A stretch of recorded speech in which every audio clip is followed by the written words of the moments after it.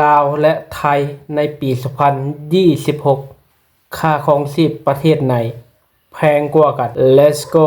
ไปรับชมมุมมองจากประเทศไทยพร้อมๆกันเลย อัปเดตค่าครองชีพย่านสีลมปี 2026 มาดูกันว่ากินมื้อเที่ยงแถวนี้ต้องเสียเงินกี่บาท ผมเริ่มทำงานย่านนี้มาประมาณปีครึ่งแล้ว สิ่งหนึ่งที่รู้สึกชัดมากๆคือราคาอาหาร 60-100 บาทหรือเกินร้อยนิดๆถือว่าเป็นราคาปกติของย่านนี้มากๆผมจำได้ว่าตอนเด็กๆแบงค์ร้อยใบเดียวซื้อข้าวซื้อน้ำยังมีทอนแต่เดี๋ยวนี้แทบไม่พอแล้ววันนี้ผมเลยจะพาไปดูร้านมื้อเที่ยงรอบๆสีลมที่ผมกินเป็นประจำว่าราคาตอนนี้เป็นยังไงบ้างเริ่มที่ซอยละลายซับร้านแรกเป็นร้านเย็นตาโฟเครื่องเขาส่วนใหญ่จะเป็นของทอดกับลูกชิ้นรสชาติเย็นตาโฟถูกต้องให้เยอะแล้วก็อิ่มจริงราคาชามละ99 บาทมาต่อกันที่ร้านตามเต็นท์บ้างมีให้เลือกค่อนข้างเยอะมีคลุกลูกชิ้นล้วน60 บาทข้าวยำไก่กรอบ60 บาทปูผัดผงกะหรี่กับข้าวสวย100 บาทข้าวปลาทอดกับน้ำพริก60 บาทข้าวผัดกุ้ง70 บาทข้าวต้มแห้งหมู70 บาทแล้วก็มัทฉะลาเต้55 บาทราคาประมาณนี้พอรับได้เดินมาข้างหลังนี้จะมีร้านก๋วยเตี๋ยวขายทั้งเนื้อและหมูอร่อยมากผมขอคารวะเลยผมสั่งเป็นเกาเหลาเนื้อใส่ทุกอย่างข้าวเปล่า1 ถ้วยราคาอยู่ที่90 บาทถ้าเดินเลยซอยละลายซับไปจะมีศูนย์อาหาร CJ มอของกินเยอะแล้วก็ราคาน่ารักข้าวไก่อบ70 บาทข้าวแกง3 อย่าง60 บาทเกาเหลาทุกอย่างใส่หมูกรอบกับข้าวเปล่า90 บาทข้ามมาอีกฝั่งบนตึกยูไนเต็ดจะมีฟู้ดคอร์ทมีร้านนึงขายก๋วยจั๊บยวนใส่ไข่อันนี้เด็ดจริงมาทีไรต้องกินตลอดราคา65 บาทส่วนด้านล่างจะมีร้านนึงขายเป็นร้านเซตอย่างข้าวกะเพราหมูชิ้นไข่ดาวแถมซอฟต์ดริงก์หรือน้ำเปล่าราคา149 บาทข้างๆกันตรงสีลมซอย3จะมีร้านอาหารตามสั่งติดแอร์ผมชอบกินหมูผัดพริกไทยดำไข่ดาวราคา80 บาทร้านนี้ดีตรงที่มีของหวานให้ฟรีด้วยจริงๆแถวนี้ยังมีหลายร้านมากแต่ผมถ่ายมาไม่หมดสรุปคือถ้าอยากประหยัดแถวสีลมยังพอมีทางเลือกอยู่แล้วค่าครองชีพแถวที่ทุกคนทำงานตอนนี้เป็นยังไงบ้างอัปเดตให้ฟังหน่อยเป็นจะได้ท่านผู้ชมหลังจากรับชมคลิปวิดีโอไปนี่คือค่าครองชีพในเขตย่านสีลมในปี 2026 นั่นก็คือนมจากฝั่งไทยเพิ่นพาไปรับชมนั่นเองค่าครองชีพในร้านอาหารเขตนั้นนะท่านผู้ชมบ่จะเป็นข้าวเปียกเฟอเมนูต่างๆที่ว่าเราเคยกินจากแต่ก่อนในปัจจุบันนี่เพิ่นว่าโอ้จากแต่ก่อนนี่ใบเดียวนี่มีทอนในเดียวนี้นี่แทบจะไม่มีทอนเลยเนาะก็จะเป็น70 บาท74 บาทนี่คือข้อมูลใหม่ๆฮ้อนๆนะครับท่านผู้ชมจากเมืองไทยประเทศไทยในปี 2026 นี่แหละอันนี้ก็คือการครองชีพเกี่ยวกับการรับประทานอาหารในย่านสีลมในเมืองไทยประเทศไทยก็สิมีประมาณนี้ตามที่หนุ่มไทยเพิ่นเว้าให้แหละท่านผู้ชมเนาะราคาก็โอ้ไม่ธรรมดานะท่านผู้ชมตามที่แสงได้เห็นเนาะและแต่ละพื้นที่ได้แสงก็เชื่อว่าราคามันก็คงจะแตกต่างกันไปเนาะโดยเฉพาะเป็นในเขตตัวเมืองหลวงเมืองใหญ่อาหารใหญ่ๆดังๆรูๆมันก็จะมีราคาอีกระดับหนึ่งเนาะหากว่าห้างทั่วไปธรรมดาทั่วไปราคามันอาจอีกจะระดับหนึ่งนั่นเอง Let's go ท่านผู้ชมเราไปรับชมมุมมองเกี่ยวกับฝั่งลาวกันท่านผู้ชมอันนี้คือคนไทยนะท่านผู้ชมนะที่มาเที่ยวในฝั่งลาวว่าเขาเจ้านี่มีความคิดเห็นอย่างไรบ้างอะไรบองแกขำอะไร มาลาวยังไม่ถึง3 ชั่วโมงเลยโดนไป1,500แล้วไม่ใช่กีบนะ บาทไทย ให้รีวิวว่าลาวค่าของชีพไม่แพงอ่ะ ทุกคนอย่างกาแฟเงี้ย3 แก้ว330 บาท แล้วเป็นไง ไม่รู้ไม่แต่พูดถึงแค่เรื่องค่าของชีพที่เราเซอร์ไพรส์ไง เซอร์ไพรส์จริง เฮียนั่งแท็กซี่มาร้านนี้เว้ย10 นาทีเขาเรียกเรา200 บาทอะแต่กดในแอปนะ แต่แค่เหมือนให้เราให้เขาขับเลยเข้ามานิดนึงเขาก็เลยบอกว่าขับเลยมาเรียก200แล้วกัน ทุกวินาทีต้องมีความรู้ในการจ่ายตังค์ จริง ใช้แอปโอเคนะ ใช้แอปโอเคใช้แอป InDrive เขาก็จะเป็นราคาที่สมเหตุสมผลหน่อย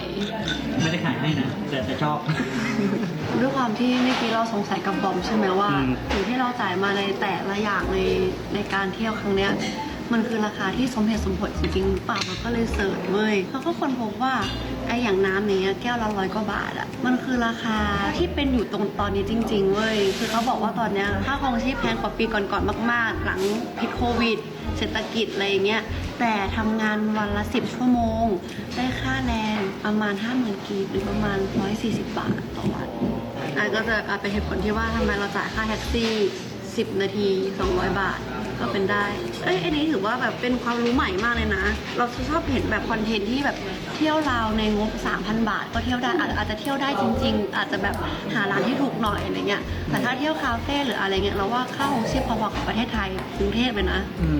หลายอย่างแล้วก็ค่าแท็กซี่ก็อาจจะแพงกว่านิดนึงด้วยซ้ำถึงแม้ว่าอะไรจะใดๆก็ตามแต่กาแฟร้านนี้อร่อยมากค่ะดีเป็นจะได้ท่านผู้ชมหลังจากรับชมคลิปวิดีโอไปนี่ก็เป็นมุมมองแต่ว่าทางฝั่งไทยเพิ่นมาท่องเที่ยวเมืองลาวค่าครองชีพราคาก็ตามทางฝั่งไทยเพิ่นเว้ามาแหละทำสมจะเป็นการเดินทางการกินดื่ม ในห้างห้าน ราคากับปลาไปเนาะ100 กว่าบาท3 แก้วก็330 บาทค่าเดินทางเนาะ10 นาที200 บาทและในมุมของที่แสกท่านผู้ชมในฝั่งสปปลาวในปัจจุบันนี่เนาะค่าครองชีพนี่ก็ค่อนข้างว่าแพงแหละในสปปลาวก็ได้เนาะหลายอย่างเนาะก็เพิ่มขึ้นตามกาลเวลาแต่จะมาสรุปแบบทริปที่แสงเพิ่งไปเที่ยวนครหลวงเวียงจันทน์นี่เลยในคลิปนี้เลยท่านผู้ชมทุกคนสามารถเข้าไปดูในซองของที่แสงย้อนหลังได้เลยท่านผู้ชมประมาณย้อนหลังไปประมาณคลิปที่10คลิปที่11 12นี่แหละเนาะที่แสงไปเที่ยวนครหลวงเวียงจันทน์มาท่านผู้ชมใช้เวลาในการไปเที่ยวคือ5 วันไป2 คนนั่นเองคือเที่ยวหลายบอนมากเดี๋ยวที่แสงจะมาสรุปไปฟังบ่จะเป็นไปเที่ยววัดหนองคำแสเนาะตำนานพญานาคพญานาคที่โด่งดังไปเที่ยวประตูไซไปเที่ยวทัดหลวงไปเที่ยวหอพิพิธภัณฑ์ไปเที่ยววัดศรีเมืองไปเที่ยวตลาดเศร้าไปเที่ยวแคมป์ของแบบสถานที่ดังๆในนครหลวงก็คือไปมาหมดแล้วเนาะในทริปไปเที่ยวนครหลวงเวียงจันทน์ในครั้งนี้ท่านผู้ชมไป2 คนเนาะก็คือหมดไปอยู่10 ล้านกีบท่านผู้ชม5 วันนะไปเที่ยว5 วันหมดไป10 ล้านกีบตีเป็นเงินบาทถึงอยู่ 14,000 บาทอันนี้คือตัวเองเที่ยวประเทศในประเทศตัวเองนะคือเที่ยวในสปปลาวเนาะจากพี่แหละจากภาคเหนือเนาะจากภาคเหนือมุ่งสู่ภาคกลางของสปปลาวนั่นคือนครหลวงเวียงจันทน์นั่นเองนี่คืองบประมาณที่ใส่ไปเนาะย่ำเนาะ2 คนไม่ใส่คนเดียวนะครับ2 คนในการเดินทางไปครั้งนี้หมดไป 14,000 บาทในการใส่ใจในแต่ละวันท่านผู้ชมคือข้าวเหนียวนะท่านผู้ชมนะข้าวเหนียวอยู่นครหลวงเวียงจันทน์นะ1 กิโลนึงนะครับเขาใช้ว่า1สุกคนหอนนะเขาที่ว่าสุกแล้วนะ1 กิโลนี่กิโลละ30,000 กีบ 30,000 กีบนั่นเองเนาะถึงเงินบาทอยู่ที่44 บาทสมข้าวเปียกเฟอร์นี่ถ้วยนึงนี่50,000 กีบถึงเงินบาทอยู่ที่74 บาทที่พักห้องแถวนะธรรมดาทั่วไปไม่ใช่โรงแรมนะท่านผู้ชมนะติดแสงก็งบไม่ถึงนะจะพักโรงแรมนี่ยังไม่รู้ราคาโรงแรมแต่ว่าห้องแถวบ้านพักธรรมดาทั่วไปนี่นะต่อวันท่านผู้ชมต่อวันนะครับ350,000 กีบนะเป็นห้องแอร์นะห้องแถวธรรมดาทั่วไปนะมีแอร์ให้พร้อมนะครับมีเตียงเดียวเตียงคู่เนาะ350,000 กีบต่อวันถึงเงินบาทอยู่ที่516 บาทนี่คือต่อวันและไข่ไก่ที่แสงได้ซื้อในตอนนั้นก็คือแตะหนึ่งนะครับไข่เป็นแตะนะแตะหนึ่งแตะใหญ่นี่อยู่ที่75,000 กีบตีเป็นเงินบาทอยู่ที่110 บาทมันเอ็ดซังเนาะโดยน้ำมันเอ็ดซังกระส่วนเนาะอยู่ทุกที่เรียกเนาะเติมรถมอเตอร์ไซค์ส่วนกระส่วนนี่เติมรถใหญ่มันเอ็ดซังในปัจจุบันนี่ทำสมราคาอยู่ที่45 บาทต่อลิตรนะครับลิตรนึงนี่45 บาทเครื่องดื่มประเภทอเมซอนเนาะอยู่ที่ฝั่งลาวที่แสงได้กินได้ดื่มไปนะตอนนั้นก็คือ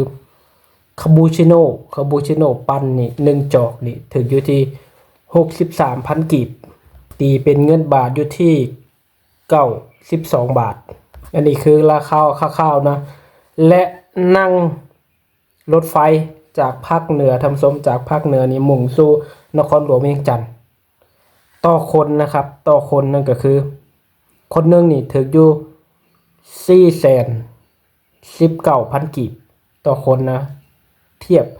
ตกเป็นเงินบาทอยู่ที่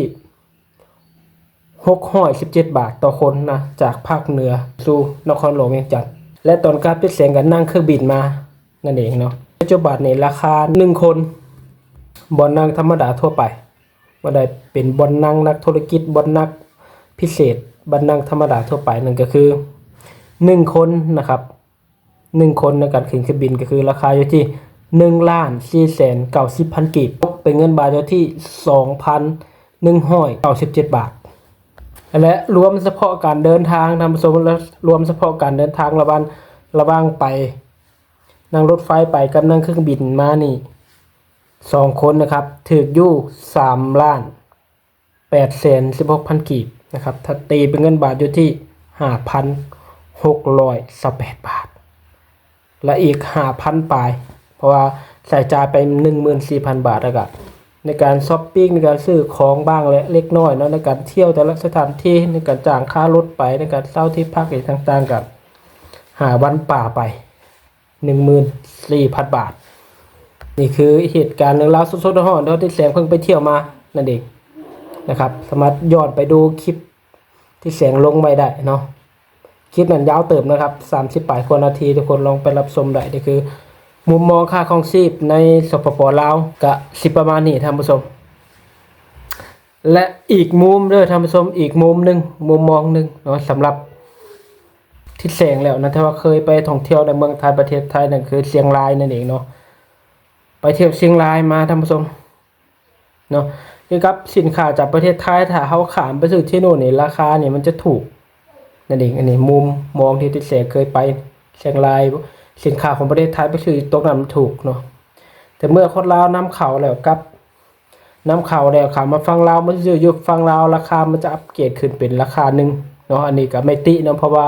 อาจจะเป็นภาษีในการข้ามด้านอย่างต่างๆเนาะแต่ว่าสินค้าไทยเนี่ยถ้าเขาไปซื้อในประเทศไทยนี่จะถูก